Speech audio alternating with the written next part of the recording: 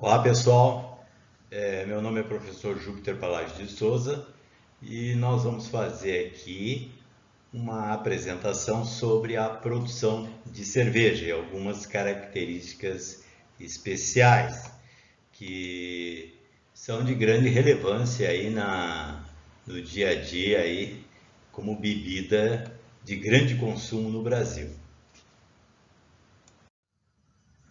Então, primeiramente, aqui mostrando um flowsheet aqui da nossa produção, nós temos aqui a cevada, né, o barley.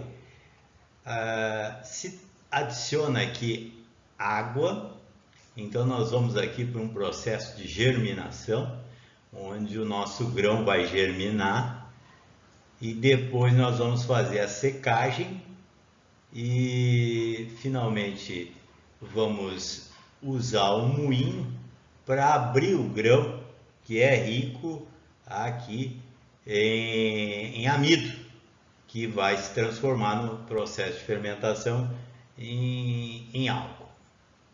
Depois nós descemos aqui com o nosso amido, os nossos grãos, se tiver outros grãos juntos, vem para cá para esse dispositivo aqui, que é onde nós vamos deixar encharcado esses grãos com água quente. E depois nós vamos passar para uma cuba, que é esta aqui, onde nós vamos separar o mosto dos sólidos do mosto, aqueles sólidos que fazem parte do mosto. E então, viemos para cá, o nosso mosto vem aqui para a caldeira, né, para a nossa chaleira aqui na verdade, onde nós vamos fazer a adição de lúpulo, que é aquele ingrediente que vai dar o diferencial em termos de taste na nossa cerveja, mais ou menos vai caracterizar o tipo de cerveja que se quer no mercado. Depois nós viemos para cá, nós temos a separação de fragmentos do lúpulo e outras partículas sólidas do mosto quente, que é feito aqui nesse equipamento. Depois nós viemos para cá, nós temos uma placa trocadora, então já tiramos aqui os sólidos que estão em suspensão. Ele desce, vem para um processo de fermentação, onde adicionamos aqui fermento e etc. E depois viemos aqui para a maturação, que em alguns casos pode ser até eliminado, né? Mas a função da maturação é arredondar os aromas e sabores aí da cerveja. Posteriormente nós viemos para a filtração e nessa placa aqui de trocador de calor, nós passamos aqui depois para os barris ou para, no caso aqui, para a garrafa, onde ela vai ser pasteurizada. Colocamos a tampinha e aqui ela vai sofrer o processo de pasteurização, ou na lata, né? Então, analisando aqui cada um das etapas, nós temos aqui a nossa cevada, o grão de cevada, aqui nós temos a parte do amido, né, e as diferentes partes aí do grão. Então, a cevada é um grão de cereal importante, é um membro da família das gramíneas e serve como alimento animal, né? É uma fonte de material fermentável para a cerveja e certas bebidas destiladas. E como um componente de vários alimentos saudáveis. É usado em sopas, ensopados, em pão de cevada, de várias culturas aí. Depois aqui nós temos a maltagem, que separando lá daquele flowsheet inicial, seria essa parte aqui, que é a maltagem. A maltagem é um processo controlado de germinação e secagem que altera a microestrutura das paredes celulares, proteína e grânulos de amido. O processo tradicional consiste em maceração para aumentar o teor de umidade até o nível necessário para iniciar a germinação. Germinação essa que modifica o grão e queima para secá-lo, no caso, onde nós vamos então abrir esse amido para disponibilizá-lo. Então nós temos aqui as etapas de maceração, de maltagem, começando com a maceração, a germinação, a secagem e seguindo aqui depois para a trituração. Aqui a maceração da cevada. A maltagem é um processo controlado de germinação e secagem que altera a microestrutura das paredes, como já colocamos aqui, e está dividida em 3 etapas. Então nós temos aqui a germinação da cevada. Então aqui nós temos já o processo de germinação, o processo de maltagem é feito no chão e é um processo antigo, no qual o malte é espalhado no chão a uma altura aí de 10 a 20 centímetros. A maltagem pneumática utiliza ar forçado para o processo de germinação. Existem inúmeros projetos mecânicos para a maltagem pneumática, como maltagem de tambor, maltagem de compartimento e assim por diante. Então aqui nós temos o grão já germinado. A secagem do malte, então é feita a secagem propriamente dita, né? E então isso é feito depois num forno, onde ela é secada a uma temperatura adequada, né? E esses maltes são ricos em extratos, mas baixos em compostos corantes e aromatizantes. Os maltes Pilcher, por exemplo, Pale, Ale, são exemplos de maltes queimados em baixas temperaturas. Maltes queimados em temperaturas intermediárias, como os maltes Munich e Viena, são mais baixos em enzimas, mas mais altos em compostos corantes e aromatizantes. Maltes queimados em altas temperaturas, como os maltes cristal e chocolate, têm pouca ou nenhuma enzima, portanto seu extrato é um pouco inferior, né? A Pale Ale, por exemplo, é uma cerveja que usa uma levedura de alta fermentação e predominantemente malte pálido, e é um dos principais estilos da cerveja do mundo, que são utilizadas aí ao redor do mundo. Aqui nós temos a moagem dos grãos, que é muito importante, não moer em excesso e também nem ficar deficitário. Então abre-se o grão e o amido fica disponibilizado para que a água extraia esses açúcares do malte e vá depois se transformar. Aqui nós temos a braçagem. A maceração é o processo de combinar uma mistura de grãos moídos, normalmente cevada maltada, com grãos suplementares, pode ser milho, sorgo, centeio ou trigo, conhecido como bico de grão, e água, conhecido como líquor. E aquecer essa mistura, e o esmagamento permite que as enzimas do malte quebrem o amido do grão em açúcares, normalmente maltose, para criar um líquido maltado chamado mosto, né? Mosto de cerveja. Então aqui nós temos a braçagem, nós temos aqui a nossa cuba, e aqui nós temos então os nossos grãos que são colocados aqui e encharcados a uma água, em água quente, né? Para abrir bem esse amido. Então aqui está o equipamento onde nós fazemos esse enxague. O mash ingredients, mash bill ou grain bill, são aqueles materiais usados para que o mosto, né, possa ser obtido por fermentação em álcool. Aqui nós temos a cuba de fermentação, onde se inicia o processo de fermentação, com a agitação aqui que é feita. Aqui embaixo tem uma peneira. A fermentação, então o mosto agora vai para a cafeteira, onde é levado para ferver. O estágio de fervura da cerveja envolve muitas reações técnicas e químicas. Durante esta etapa, decisões importantes serão tomadas, afetando o sabor, a cor, o aroma da cerveja. Certos tipos de lúpulo são adicionados em momentos diferentes durante a levedura, tanto para o amargor quanto para o aroma, né? Esse lúpulo pode ser uma flor, né? Pode ser na forma de flor, extrato, enfim, ou pellets, depende muito aí da origem desse lúpulo que vem. Porque a flor ela não é da nossa região, então ela perderia muito das suas qualidades. Então se compra o pellet de lúpulo que conserva essas características. Aqui a nossa chaleira, adição do lúpulo.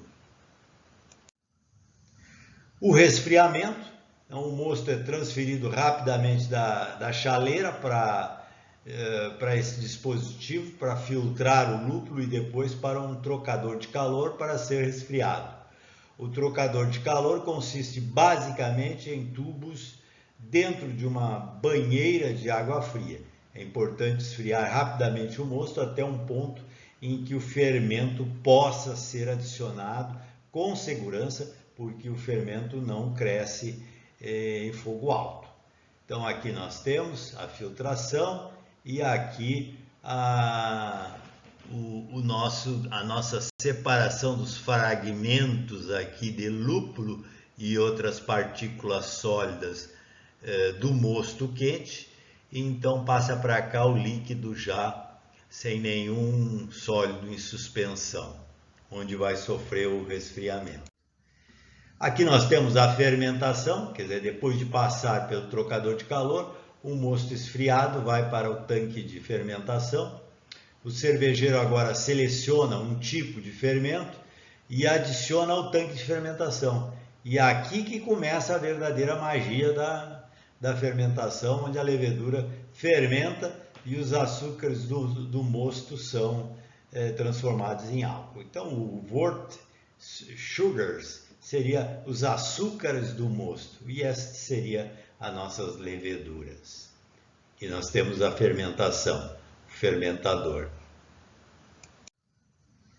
A transferência e acondicionamento. Então, durante esta fase, o cervejeiro move a cerveja para um novo tanque chamado tanque de acondicionamento, onde ela vai ficar por um tempo aí acondicionada, como se estivesse envelhecendo aqui, na verdade. Equipamento de separação. Após a fervura, o mosto é transferido para remover qualquer proteína presente durante este estágio. Qualquer partícula do malte ou lúpulo são removidas para deixar o líquido que está pronto para ser resfriado e aerado e fermentado. Ali naquela fase de fermentação, antes de entrar no fermentador. Então nós temos que garantir que esse líquido esteja isento de impurezas, de sólidos em suspensão. Então esse equipamento é utilizado. Aqui nós temos a finalização do processo, que é a última etapa, onde nós vamos fazer então seguido a cerveja é movida para um tanque de retenção, onde permanece até ser engarrafada ou colocada nos barris, barricada no caso. Então aqui os barris, onde ele vai ser envasada a cerveja, e aqui ela vai para pasteurização. Então aqui nós temos o chopp, basicamente, que seria a cerveja não pasteurizada, e aqui a 60 graus a pasteurização vai levar a nossa cerveja. Então essa cerveja que é vendida no mercado aí em garrafas ou latas é uma cerveja pasteurizada, enquanto que aqui seria o nosso chopp. O processo ele tem uma durabilidade menor, claro, e enquanto que a pasteurização aumenta o shelf life do produto e ele passa a se chamar cerveja. E aqui, pessoal, eu peço para vocês visitarem o nosso site www.urgs.br/foodsecurity.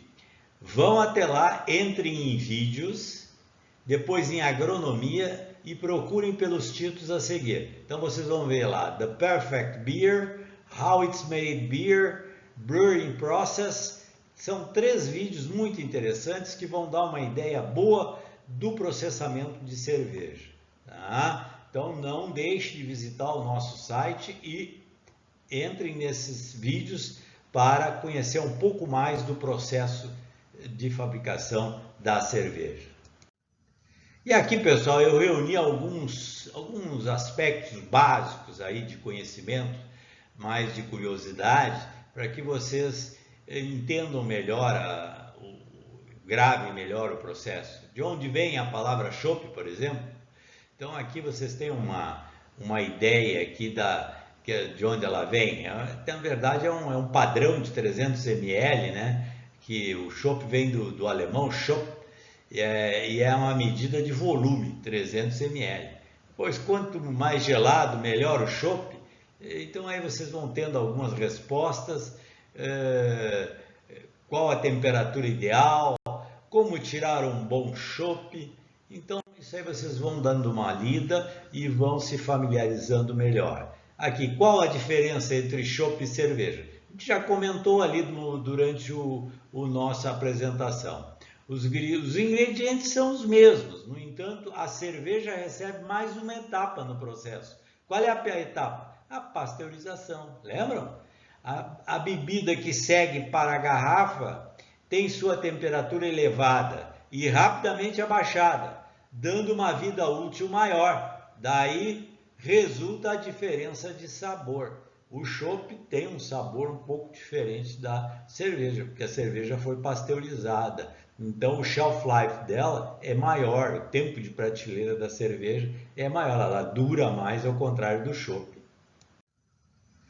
Chopp estraga, então vocês vão ver aí, chopp é mais leve que cerveja. Algumas perguntas que vão surgindo, como é feito o chopp?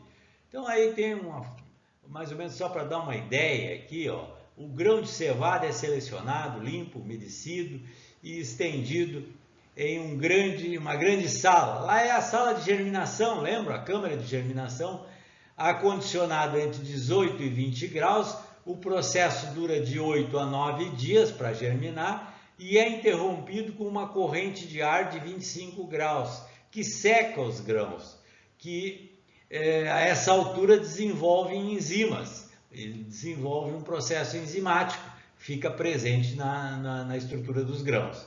Depois são torrados em fornos especiais entre 100 e 200 graus e o grau de torração vai determinar se essas enzimas vão ser totalmente destruídas ou parcialmente ou muito pouco. E então moídos. Em seguida os grãos são misturados à água. Depois de 3 horas o líquido é fervido lá naquela chalé e filtrado. No processo de fervura acrescenta-se o lúpulo, que vai dar o taste característico, o amargor da nossa cerveja. Só depois ele é fermentado, resfriado a uma temperatura de 3,5 graus centígrados e transferido para tanques onde é mantido por 30 dias em temperaturas em torno de 0 graus. Por fim, ele é filtrado para a retirada de partículas em suspensão, para garantir o brilho e transparência ao produto final. Aí tem outra ideia, quantos quilos de cevada são precisos para fazer 1 litro de chopp? Olha só, 40 gramas de cevada para cada litro. Isso equivale mais ou menos a 12 pés de cevada. Aí vem, chopp da barriga, qual o tamanho ideal do colarinho? O colarinho é importante, né, pessoal? Porque ele evita que entre oxigênio para dentro da cerveja. Então vamos dizer assim, ele dá uma proteção ao taste, os aromas, enfim, toda aquela qualidade qualidades organolépticas características do produto. Quanto mais fechadinho esse colarinho, menos oxigênio entra para dentro do produto. Aí vem alguns detalhes a mais, em que temperatura o chopp congela, quantas marcas, e aí vem tomar chopp de cana, e aí vem algumas brincadeiras aí, inclusive, que servem para que vocês possam entender um pouco melhor o processo de fabricação de cerveja, de chopp e cerveja, né? Teor alcoólico do chopp, 4,5 a 5. Tem cervejas aí com maior teor alcoólico hoje no mercado. Tem cervejas, inclusive, que se adicionam determinados aromas ou produtos mesmo. Tem pimenta, por exemplo. Cerveja com sabor pimenta, adiciona aquela pimenta dedo de dama em uma quantidade. Pimenta com cerveja com gosto de menta, com gosto de moranguinho. Enfim, tem várias misturas que se fazem aí. Na verdade, ele deixa de ser cerveja, né? Passa a ser uma mistura ali, na verdade, porque a cerveja não deve ter nenhuma adição. Cerveja, né, pessoal, é conhecido como pão líquido, né? Ele é um pão líquido, na verdade, porque tem ali muitas leveduras, né? Só tem que ter cuidado, né? A gula prejudica a saúde, não exagerem no pão, né? Porque senão pode dar confusão no final. É isso aí, pessoal.